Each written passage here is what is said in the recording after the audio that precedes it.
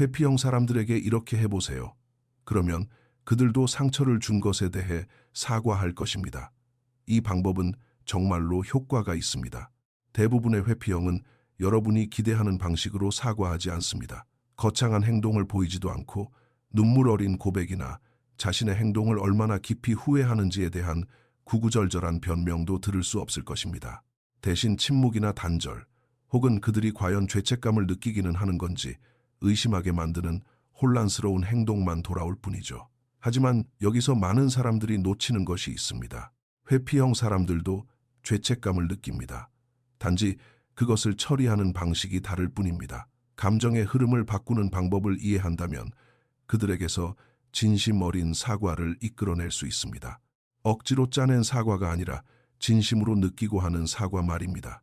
그리고 그것은 여러분이 무엇을 요구하느냐가 아니라 여러분이 어떻게 행동하느냐에서 시작됩니다. 먼저 뼈아픈 진실부터 이야기해 보겠습니다.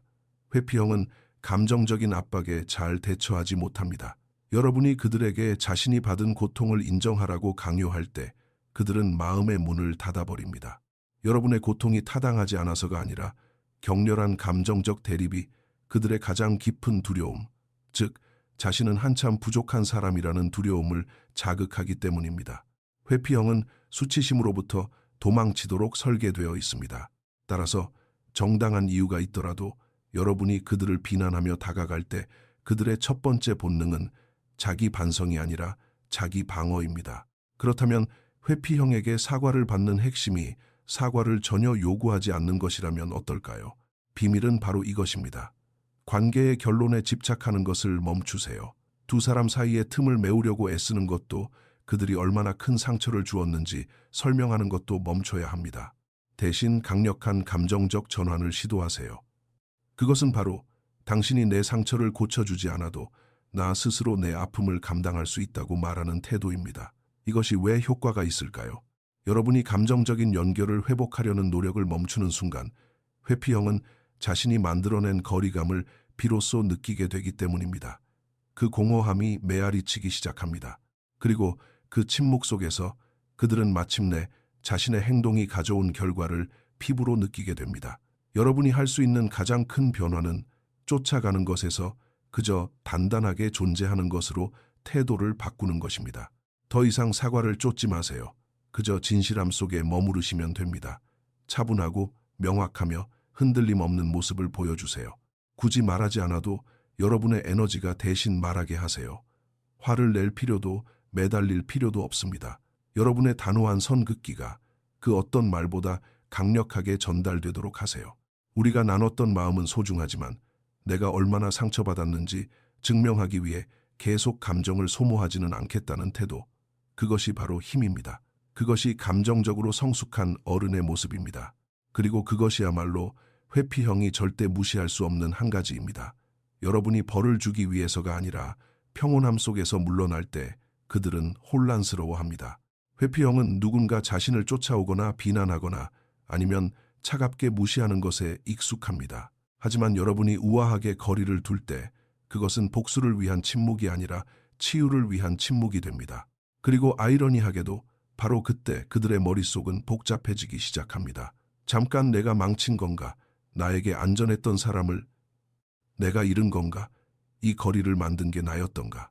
이러한 질문들은 자기 성찰의 문을 열고 마침내 후회로 이어지게 만듭니다. 여기서 조금 더 심리적인 부분으로 들어가 보겠습니다.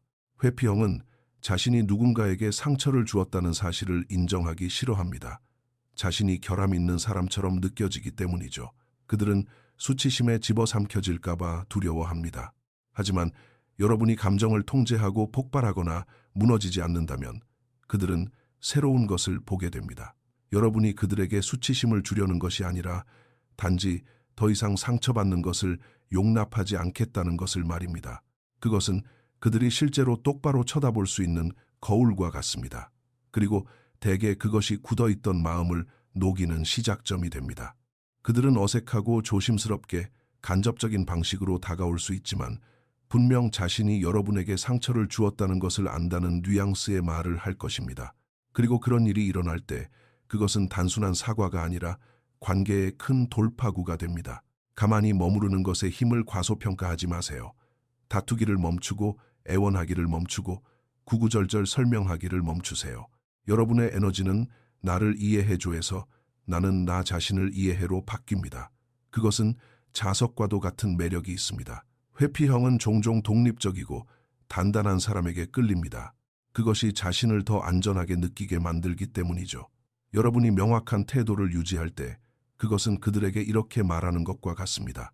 나는 너에게 무너지지도 너를 쫓아가지도 않겠지만 필요하다면 언제든 떠날 것이다. 이러한 에너지는 종종 그들이 그토록 피하던 자기 반성을 촉발합니다. 이제 그들의 사과가 어떤 모습일지 이야기해 봅시다. 사과가 항상 말로만 나오는 것은 아니기 때문입니다. 때로는 노력의 형태로 나타납니다. 예고 없이 나타나거나 고장난 것을 고쳐주거나 안부를 묻거나 사려 깊은 메시지를 보낼 것입니다. 이러한 작은 행동들은 내가 무슨 짓을 했는지 알아. 다시 되돌려 놓고 싶어라고 말하는 그들만의 방식입니다. 연극처럼 극적이지는 않지만 진심이 담겨 있습니다. 그들은 자신의 방식대로 여러분의 감정 세계로 다시 들어가려고 노력하는 것입니다. 그것을 알아볼 때 여러분이 꿈꾸던 형태가 아닐지라도 그 사과를 받아들일 수 있습니다. 물론 이것이 아주 작은 관심, 부스러기에 만족하거나 시간 끄는 것을 참아야 한다는 뜻은 아닙니다. 그저 말이 아닌 의도에 귀를 기울이기 시작하라는 의미입니다. 만약 그들이 내가 곁에 있어 주지 못해서 미안해라는 뉘앙스의 말을 한다면 그것이 그들의 미안하다는 표현입니다. 무슨 일이 있었는지 계속 생각하고 있었어 라고 말한다면 그것은 마음의 문을 여는 그들만의 방식입니다. 중요한 것은 사과의 완벽함이 아니라 그 안에 담긴 겸손함입니다. 여러분이 반응해야 할 것은 짜여진 대본이 아니라 진정성입니다. 여기에 함정도 하나 있습니다. 그들을 시험해보고 싶거나 반응을 이끌어내기 위해 일부러 거리를 두고 싶은 유혹에 빠질 수 있습니다. 하지만 그것은 치유가 아니라 연기일 뿐입니다. 회피형을 조종해서 사과를 받아내려 해서는 안 됩니다. 그들이 진정성 있게 다가올 수 있는 감정적인 안전지대를 만들어 주어야 합니다.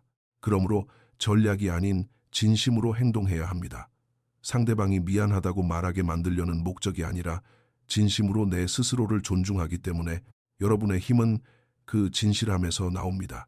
한 가지 분명히 해둘 점은 상대방이 폭력적이거나 자기애적 성향이 강하거나 자기 인식 없이 심하게 회피하는 사람이라면 이 방법은 통하지 않는다는 것입니다. 어떤 사람들은 사과할 줄 몰라서가 아니라 성장하기를 거부하기 때문에 절대 사과하지 않습니다.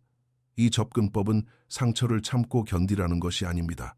건강한 죄책감이 나타날 수 있는 공간을 마련하기 위해 감정의 온도를 바꾸는 것에 가깝습니다. 그들이 진심으로 여러분을 아끼고 아주 조금이라도 감정적으로 성숙한 부분이 있다면 그들은 느낄 것입니다. 자신이 잃은 것을 깨닫게 될 것입니다. 그리고 그 깨달음이 바로 후회의 뿌리입니다. 인간관계에서 우리는 흔히 갈등과 대립을 통해 사과를 받는다고 생각합니다. 하지만 회피형에게 갈등은 방어 기제를 더 키울 뿐입니다. 그들은 뒤로 물러나고 부인하고 상황을 축소시킵니다. 하지만 감정적인 요구를 거두고 차분한 책임감으로 그 자리를 채울 때 강력한 일이 일어납니다. 더 이상 사과를 억지로 끌어내려 하지 않는 것입니다. 그저 거울을 들어 올리고 이렇게 말하는 것이죠. 이것이 바로 나야. 나는 이렇게 사랑을 하고 이런 대우는 더 이상 참지 않을 거야. 그들이 실제로 다가올 때 진짜 마법이 일어납니다. 연락을 끊고 회피하고 남 탓을 하던 회피형이 갑자기 상처를 줘서 미안해라고 말할 때 그것이 진심으로 느껴지는 이유는 그 말을 하기 위해 자신의 내적 저항과 싸워야 했기 때문입니다. 그들은 계속해서 도망치던 바로 그 수치심과 직면해야만 했습니다.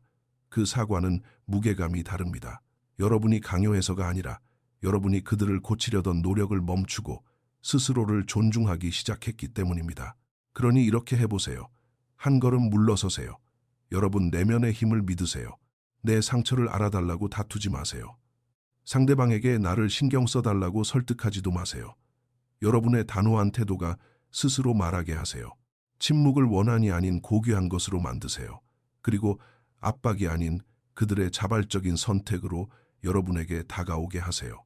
왜냐하면 회피형이 스스로 사과하기로 선택할 때 그것은 단순한 미안하다는 말이 아니기 때문입니다. 나는 당신을 이해하고 당신을 소중히 여기며 앞으로 더 잘하고 싶어라고 말하는 것입니다. 내 목소리를 내기 위해 상대방을 벌할 필요는 없습니다. 내 존재를 인정받기 위해 소리칠 필요도 없습니다. 때로는 확고한 자존감을 가지고 아무 말도 하지 않는 것이 가장 강력한 메시지가 됩니다. 바로 그때 변화가 일어납니다. 회피형이 마음의 문을 닫지 않고 자신의 행동이 미친 영향을 마침내 직면할 수 있게 되는 순간입니다. 그리고 그것이 치유가 시작되는 시점입니다. 그들뿐만 아니라 여러분을 위해서도 말이죠. 이 이야기가 여러분의 마음 깊은 곳에 울림을 주었다면 기억하세요. 여러분의 힘은 누군가에게 억지로 사과를 받아내는 데 있는 것이 아닙니다. 그것은 여러분이 어떻게 일어서고 어떻게 대응하며 어떻게 스스로의 평온을 지켜내는지에 달려 있습니다. 혼란 속에서 확신을 찾으려 하지 마세요. 여러분 스스로가 확신이 되세요. 그러면 회피형을 포함한 인연이 닿을 사람들은 그 에너지를 분명히 느끼게 될 것입니다. 이 내용이 도움이 되셨다면 좋아요와 구독을 눌러주시고 오늘 이 이야기가 꼭 필요한 분들과 공유해 주세요. 여러분의 치유는 여기서부터 시작됩니다.